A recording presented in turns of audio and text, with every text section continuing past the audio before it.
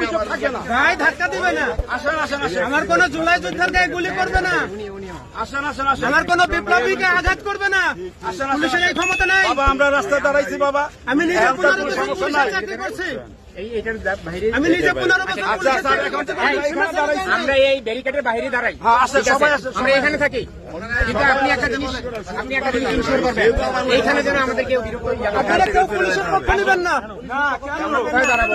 পুলিশকে সামনে গুলি করছে, ধাক্কা দিবেন না আপনি, এ ভাই আপনি জানতো আপনি ধাক্কা দিবেন কেন? কি? আপনি ধাক্কা দেন কেন? চলে যাওয়ার নির্দেশ আছে। আমরা তো যাই বাইরে আসছি ভাই, কিসের এত ক্ষমতা দায়ী করছেন বাবা? চলে আসছি। আপনি এত কথা বলতেছেন কেন? আমরা তো বাইরে আছি। আপনি আমাকে এত কথা বলতেছেন না বাবা, এটা ব্যারিকেড। এটা ব্যারিকেড না, আপনার এই রোড থেকে এই রোডে কাউকে ঢুকতে দেন, আপনি ঢুকলেন কেমনে? আপনারা এত লোককে কেন ঢুকতে দিচ্ছেন? এখান থেকে ওখানে কাউকে ঢুকতে দেন, আপনি ঢুকলেন আপনাদের কেমনে? নিজেদের ভিতর, কত লোক তো আপনাদের বলতেছে নিজেদের না ভিতর যে- সমন্বয় আছে। এত লোক বলতেছে না যে আমরা এখানে থাকবো, আপনাদের- আপনি বলতেছেন থাকবো, কত লোক তো সবাই চলে আসছে। ভাই হ্যালো বাবা, আপনাদের নিজেদের মধ্যে সমন্বয় আছে।